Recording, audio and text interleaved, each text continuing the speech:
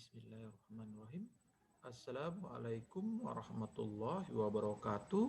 Selamat pagi, selamat siang, selamat malam guys. Apa kabar semuanya?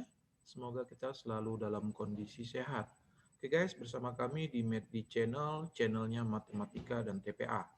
Oke guys, pada kesempatan kali ini kita akan melanjutkan video kita sebelumnya yang membahas mengenai metode pembuktian dalam matematika. Oke, pada video kali ini kita akan membahas satu metode yang kita sebut dia dengan metode pembuktian dengan kontradiksi. Oke guys, jika kalian belum melihat, menonton, dan memahami video kita sebelumnya, ya silakan lihat di channel kita ya. Oke, nah kita mulai pembahasannya. Oke, di video sebelumnya kita sudah menyinggung tentang mengapa suatu pernyataan itu harus dibuktikan. Oke, setidaknya ada 4 hal ya yang dapat menjadi alasan kita untuk melakukan pembuktian dalam suatu pernyataan. Nah, yang pertama jelas, kita ingin meyakinkan bahwa apa yang selama ini kita anggap benar adalah memang benar. Lalu yang kedua, yang bisa menjadi alasan kita adalah untuk mendapatkan pemahaman yang lebih. Lalu berikutnya adalah apa? Untuk meyakinkan kepada orang lain bahwa kebenaran dari suatu ide. Jadi kalau kita ingin menyampaikan suatu ide, maka kita harus berikan dia pembuktian agar orang lain percaya dengan ide yang telah kita sampaikan tersebut. Oke, nah bagi beberapa orang, ya pembuktian itu mereka lakukan sebagai tantangan. Oke, nah berikutnya, nah kita akan melihat beberapa ya jenis-jenis atau metode-metode yang dapat kita lakukan dalam melakukan pembuktian dalam matematika. Nah, di sini setidaknya ada 10 metode ya yang saya berikan ya. Nah, untuk bukti langsung sudah kita bahas di video sebelumnya. Bukti kontraposisi juga kita sudah bahas di video sebelumnya. Nah, pada kesempatan kali ini kita akan membahas mengenai pembuktian ya mempergunakan kontradiksi. Oke guys, nah kita lihat ya. Nah, bagaimana cara membuktikan dengan kontradiksi? Oke, sebelumnya kita lihat dulu apa yang dimaksud dengan kontradiksi. Kontradiksi menurut Kamus Besar Bahasa Indonesia adalah pertentangan antara dua hal yang sangat berlawanan atau bertentangan. Nah, kita ketahui ya, kita kemarin sudah cerita tentang pernyataan dalam matematika yang harus dibuktikan itu berbentuk P maka Q, implikasi. Nah, untuk kontradiksi kita memakai prinsip seperti ini ya. Jika P maka Q salah, itu dipenuhi jika P-nya benar dan Q-nya salah. Nah, langkah-langkah yang dapat kita lakukan untuk ya melakukan pembuktian dengan kontradiksi. Pertama, kita asumsikan bahwa P-nya benar dan Q-nya salah. Nah, dalam hal ini karena Q-nya salah, maka kita bergerak dari negasi Q-nya benar. Lalu gunakan langkah-langkah logis untuk mencapai suatu kontradiksi. Nah, di sini kita katakan sebagai bukti dengan kontradiksi karena kita akan mencapai suatu kontradiksi. Nah, kontradiksinya seperti apa? Nah, kontradiksinya dapat berupa munculnya P dan negasi P secara bersamaan. Oke, tetapi dapat juga berupa R dan negasi R bersamaan. Nah, dengan R ini adalah suatu pernyataan yang tidak kita ketahui sebelumnya. Oke. Nah, kita lihat contoh pertama ya agar kita dapat memahami ya bagaimana melakukan pembuktian dengan kontradiksi. Oke. Andaikan n adalah suatu bilangan bulat. Jika n kuadrat adalah genap, maka n adalah genap. Oke. Nah, dari sini kita bisa dapatkan ya pernyataan P adalah n kuadrat adalah genap. Sedangkan Q-nya adalah n adalah genap. Nah, sekarang kita mau lihat bagaimana cara membuktikan dengan kontradiksi. Oke, di penjelasan kita di awal, dalam pembuktian kontradiksi, kita mengasumsikan dua. Ya, kita asumsikan dua, maaf guys. Ya, kita asumsikan dua. Yang kita asumsikan pertama adalah P ya, ini sudah ya. P n kuadrat adalah genap, ini sudah kita asumsikan benar. Nah, lalu ini kan kita anggap salah, maka apa? Ini kita harus lihat dulu negasi Q-nya. Oke, negasi Q-nya berarti apa? N adalah ganjil ya. N adalah ganjil. Nah, yuk kita lihat dalam pembuktian formilnya. Oke, ini di sini kita buatlah ya. Diketahui bahwa N kuadrat adalah genap, ya, adalah genap, dan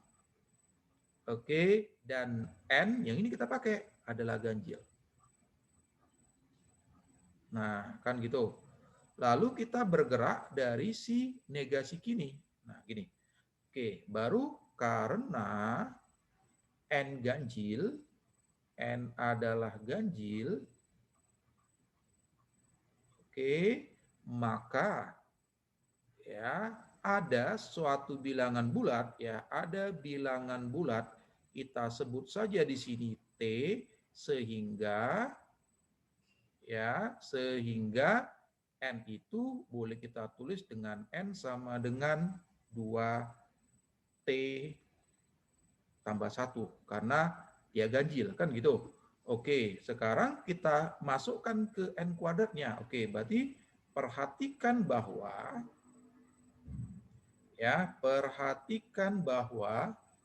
kita kerjakanlah N kuadratnya. Berarti N kuadrat sama dengan berarti di sini 2T ditambah 1 kuadrat. Oke, berarti ini sama dengan 4T kuadrat, baru apa? Ditambah 4T ya, ditambah 1. Kan gitu. Berarti ini kalau kita tulis kembali, ini ya berarti kan kita bisa buatnya gini. Jadi 2T kuadrat ditambah 2T ya, ditambah 1. Kan gitu. Nah, kalau kita andaikan, di sini kita andaikan si S itu sama dengan 2T kuadrat ditambah 2T, karena kita ketahui penjumlahan ya, operasi seperti ini dalam bilangan bulat, itu kan hasilnya juga bilangan bulat, kan gitu. Maka diperoleh apa?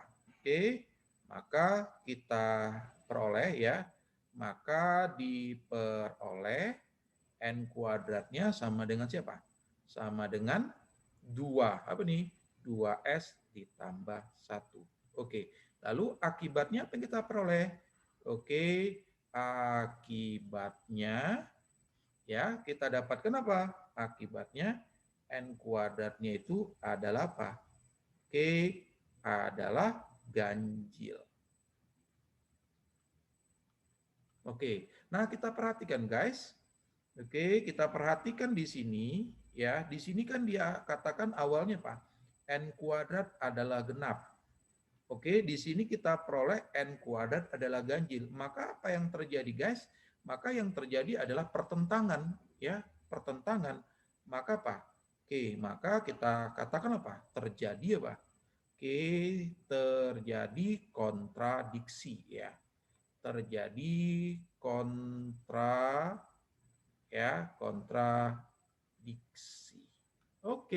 Nah, maka terbukti. Ya, maka karena terjadi kontradiksi, maka Q harus diingkar ya. Maka harus diingkar. Maka harus diingkar. Kan gitu. Ya, atau disalahkan atau diubah, kan gitu. Berapa? Berarti N-nya apa? Diingkar. Berarti N-nya apa? Jadinya N-nya adalah genap. Ya, N-nya adalah genap. Gini. Nah, yang mana harus kita ingkar, guys? Yang si negasi Q-nya harus kita ingkar. Tadi kan dia negasi Q-nya adalah ganjil, maka kalau kita ingkar, maka apa? N-nya adalah genap. Maka terbukti deh, guys. Seperti inilah langkah kerja kita dalam membuktikan dengan kontradiksi. Guys, untuk lebih paham lagi, yuk kita lihat contoh yang kedua. Di sini andaikan N adalah bilangan bulat, jika N kuadrat adalah kelipatan 4, maka N adalah genap. Berarti di sini P-nya itu ya adalah N kuadrat adalah kelipatan 4. Sedangkan Q-nya ya berupa N adalah genap. Maka kita lihat di sini bagaimana cara pembuktiannya seperti tadi ya kita harus cari dulu siapa? Negasi Q-nya ya. Oke, berarti di sini negasinya apa? Negasi Q-nya. Berarti N adalah ganjil ya. N adalah ganjil. Oke, yuk kita lihat di sini.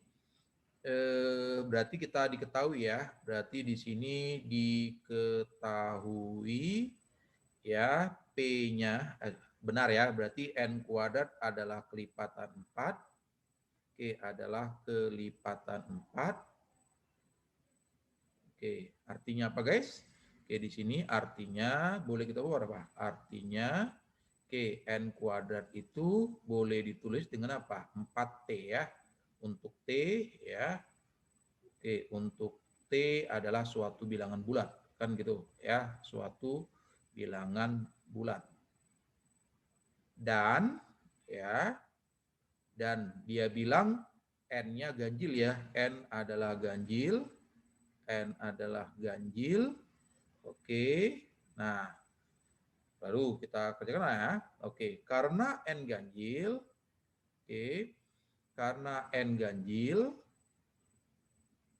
maka apa? Maka ada bilangan bulat.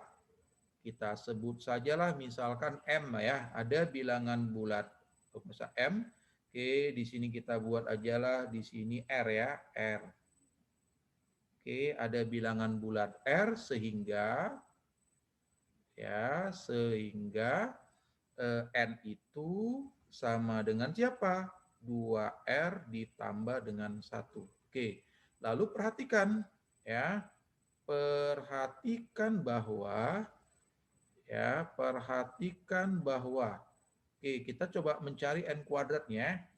N kuadrat berarti sama dengan oke ya, berarti 2R ditambah 1 kita kuadratin berarti sama dengan 4R kuadrat ditambah 4R ditambah 1. Kan gitu. Oke, kalau kita buat di sini kita keluarkan 4-nya berarti jadi R kuadrat ditambah R ditambah 1. Oke. Jadi kalau kita ambil, kalau misalkan kita ambil ya atau kita andaikan T itu sama dengan R kuadrat ditambah R, maka apa? Maka N kuadrat itu sama dengan siapa? 4R ditambah 1. Kan gitu. Nah, sekarang kita lihat terjadi nggak kontradiksi ya? Oke, yuk kita lihat. Yang pertama kita katakan N kuadrat itu adalah 4T. Ya kan, di sini kita dapatkan N kuadrat sama dengan 4. Oke, sorry ini harusnya 4T ya. Oke, kalau ini kita buat 4T. Di sini kita dapatkan 4T tambah 1. Oke, nah kira-kira ini sama enggak ya? Tidak sama kan? Maka apa? Tentu apa? Terjadi apa? Terjadi kontradiksi ya. Terjadi kontradiksi. Oke, berarti apa? Berarti harus diingkar ya. Berarti harus diingkar. Oke. Apa dia? Yang mana harus diingkar? Ini negasi Q-nya. Berarti apa? N apa nih? Harus diingkar, diperoleh apa? N adalah apa jadinya? N adalah genap. Kan gitu. Berarti terbukti dia. Bagaimana guys? Dua soal kita untuk pembuktian dengan kontradiksi. Nah, di dua contoh awal ini yang kita dapatkan kontradiksinya adalah ketemu apa? Negasi P dan negasi P muncul bersamaan. Nah, ini tipe pembuktian kontradiksi yang hasil akhirnya ya yang kita dapatkan adalah kontradiksi antara P dan negasi P. Sekarang bagaimana kalau munculnya bukan P juga negasi P? Oke, kita lihat contoh yang ketiga ini guys. Oke, jika R adalah suatu bilangan real, sehingga R kuadrat sama dengan R, maka R adalah bilangan irasional. Oke, berarti P-nya itu adalah R kuadrat sama dengan 2, dengan R-nya adalah bilangan real. Lalu R-nya adalah bilangan irasional. Oke, berarti karena kita mau pakai kontradiksi, berarti kan kita harus cari apa? Harus buat negasi Q-nya ya. Oke, kalau saya buat di sini negasi Q-nya, berarti apa? Adalah R itu ya adalah rasional ya, adalah bilangan rasional. Oke. Nah, berarti kalau kita lihat buktinya, oke, berarti apa ini? Berarti diketahui apa? Berarti diketahui ya, berarti diketahui ya R kuadrat sama dengan 2 dan oke, R adalah bilangan rasional ya, adalah bilangan rasional. Oke. Nah, gitu. Oke, karena R rasional ya, karena R adalah bilangan rasional, oke, bilangan rasional, maka ya si R itu dapat kita tuliskan dengan R sama dengan P per Q, kan gitu. Atau kita buat di sini jangan P per Q ya. Nanti takutnya ke sini apanya ya, ngingatnya. Kita anggap aja lah ini jadi M per N ya, M per N. Nah, oke. Lalu, nah dari sini kan kita nggak bisa bergerak apapun ini, ya kita nggak bisa bergerak apapun. Maka apa? Kita asumsikan dulu, oke. Nah, kita asumsikan, andaikan, oke. Di sini kita buatlah ya, kita andaikan, oke, kita andaikan M dan N-nya, M dan N adalah apa? Kok andaikan M dan N ya memiliki KPK, FPB ya. Andaikan saya buat gini aja, andaikan FPB atau faktor persekutuan dari M, N ini adalah 1 ya, andaikan FPB dari M dan N ini sama dengan 1, maka ya apa gunanya ini nggak usah maka ya, oke kita andaikan ini. Oke, kenapa kita andaikan FPB dari M dan N ini adalah 1, supaya ini tidak bisa kita sederhanakan lagi guys. Ya, kalau FPB-nya tidak 1 kan berarti masih bisa disederhanakan. Ini jadi kita andaikan M per N-nya apa? Tidak bisa kita sederhanakan ya. Jadi andaikan FPB dari M, N sama dengan 1. Nah, ini adalah pernyataan yang baru. Ya, ini yang kita tambahkan. Ya, ini adalah pernyataan yang kita tambahkan. Nah, kita harus ketemu apa? Lawan dari ini. Nah, ya. Oke. Oke, sekarang kita lanjut. Oke. Nah, perhatikan bahwa perhatikan bahwa tadi kan kita punya R kuadrat. Berarti R kuadrat sama dengan ya kita buatlah di sini M per N kuadrat. Berarti sama dengan M kuadrat per N kuadrat sama dengan 2. Oke, berarti ini maka apa? Akibatnya ya kita dapatkan di sini akibatnya apa? M kuadrat sama dengan siapa? 2N kuadrat. Oke. Nah, karena kita dapatkan bentuknya seperti ini guys. Oke, nah. Oke, akibatnya M kuadrat sama dengan 2N kuadrat. Nah, dari hal ini, hal ini menyebabkan apa? Hal ini ya mengakibatkan apa? Hal ini mengakibatkan apa? Mengakibatkan M kuadrat adalah apa? Adalah, nah ini, karena di sini dia bilang 2N kuadrat, berarti kan M kuadratnya apa? Adalah genap. Nah, kan gitu. Nah, selanjutnya dari contoh sebelumnya ya, dari contoh 1 atau nanti dibuat dari teorema 1, dari lemma 1 ya. Dari contoh 1 diperoleh apa? Ya, diperoleh bahwa apa? M-nya adalah genap. Tadi kan di contoh 1 kita sudah membuktikan kalau jika M kuadratnya genap, maka N-nya genap. Kan gitu. Oke, berarti kita dapatkan M-nya adalah genap ya. Oke, berarti karena ini M-nya genap, baru apa? Ada ya, berarti ada bilangan bulat lain ya. Ada bilangan bulat lain, katakanlah kembali di sini adalah si T, ya, sehingga apa? Sehingga ya atau nggak usah kita buat ya gini. Oke, berarti atau di sini kita buat ya. Ini enggak usah kita tulis seperti ini. Tadi kan di contoh kedua juga ada ya. Oke. Nah, selanjutnya gini, karena M ini ada genap, dari contoh kedua ya, dari contoh 2 ya, M genap, oke, diperoleh apa? Diperoleh, oke, M kuadrat itu adalah apa? Adalah kelipatan apa? Adalah kelipatan 4. Kan gitu.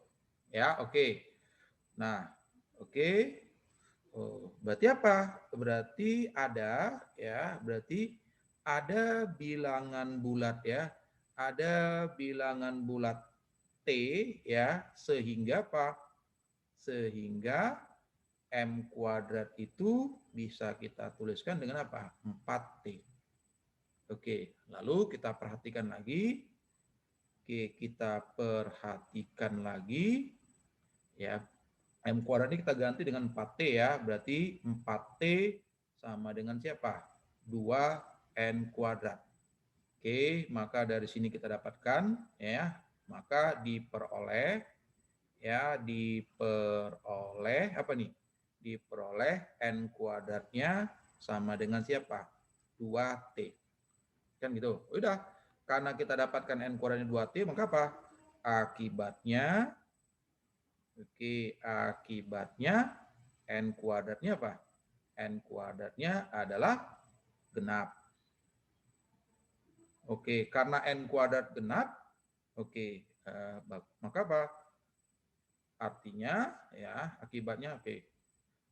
Baru kita buat nih, oke, dari ya, oke, kembali ya, dari contoh 1 ya, dari contoh 1 ya, diperoleh apa nih? Diperoleh N-nya apa? Genap. Oke, lalu kita lihat ya, karena ya, oke, kalau kita buat ini, karena M dan N genap, maka apa? Maka FPB ya dari M, N ini gimana? Tidak sama dengan apa? 1. Oke, tadi kita lihat di sini, kalau di awalnya adalah FPB M, N ini 1, di sini kita dapatkan FPB dari M, N ini apa? Tidak sama dengan 1.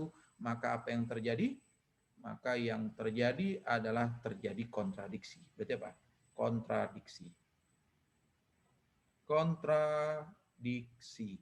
Maka harus diingkar. Ya, berarti R-nya bilangan irasional. Terbukti. Oke, guys. Nah, ini adalah pembuktian dengan kontradiksi yang hasil kontradiksinya adalah memunculkan R dan negasi R secara bersamaan. Dengan R itu adalah suatu pernyataan yang baru. Ini seperti ini kira-kira. Oke guys, nah ini adalah pembahasan kita mengenai pembuktian dengan kontradiksi. Oke, nah ini ada sedikit catatan yang perlu kita pahami. Nah, pada proses pembuktian adalah hal lazim jika kita menggunakan definisi dan hasil-hasil yang telah dibuktikan sebelumnya. Untuk menuliskan bukti yang panjang, ada baiknya bukti dipisah menjadi beberapa bagian.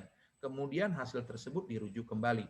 Boleh kalian lihat tadi di contoh ketiga, ya, jika kita tidak memecah, ya, itu menjadi beberapa bagian, maka pembuktiannya Pak akan cukup panjang sekali. Maka Pak kita bagi, kita pecah pembuktiannya menjadi 2 tadi ya. Nah nanti yang kita pecah itu kita panggil kembali di pembuktian yang besarnya. Oke? Nah, oke, kalau kita cermati ya, pembuktian dengan kontraposisi dan kontradiksi ini kelihatannya memiliki kemiripan. Jelas. Nah, di mana sih pembedaan antara pembuktian dengan kontraposisi dan kontradiksi? Itu terletak di asumsi awal dan hal yang akan dibuktikan. Nah, pada asumsi awal, pada kontraposisi kita anggap negasi Q-nya benar. Sedangkan pada kontradiksi yang kita asumsikan benar itu adalah P dan negasi P. P dan negasi Q. Ya, jadi lihat kalau kontraposisi yang dianggap benar itu negasi Q saja. Sedangkan pada kontradiksi yang diasumsikan benar itu adalah P dan negasi Q. Oke, sedangkan untuk hal yang dibuktikan pada kontraposisi yang akan dibuktikan benar itu adalah negasi P. Sedangkan pada kontradiksi yang akan dibuktikan itu adalah terjadinya kontradiksi. Kontradiksi yang seperti apa? Kontradiksinya adalah P dan negasi P ditemukan secara bersamaan. Atau bisa juga, ya, oke ini sorry ya, bukan Q ya, tapi apa? R ya. R dan apa? R dan negasi R ditemukan secara bersamaan. Oke, jadi berbeda ya. Nah, walaupun nanti pada saat di kasus ini ya kelihatan mirip ya. Ya karena apa? Ketemu ya negasi P juga kan gitu. Oke. Nah, ini untuk pembahasan kita mengenai metode pembuktian ya. Memang agak sedikit-sedikit rumit, tapi kalau kalian mengulang-ulangnya, mencoba-cobanya ya saya rasa bisa lah ya untuk melatih daya logika kita. Oke. Nah, ingat ya Blaise Pascal mengatakan kebesaran seseorang terletak pada kekuatan pemikirannya. Oke, terima kasih atas perhatiannya. Semoga video ini memberikan manfaat kepada kalian ya. Tetap bersama kami di MEDD Channel untuk video-video mengenai matematika dan TPA. Oke, Assalamualaikum warahmatullahi wabarakatuh. Tetap siap, tetap sehat, dan selalu semangat guys ya.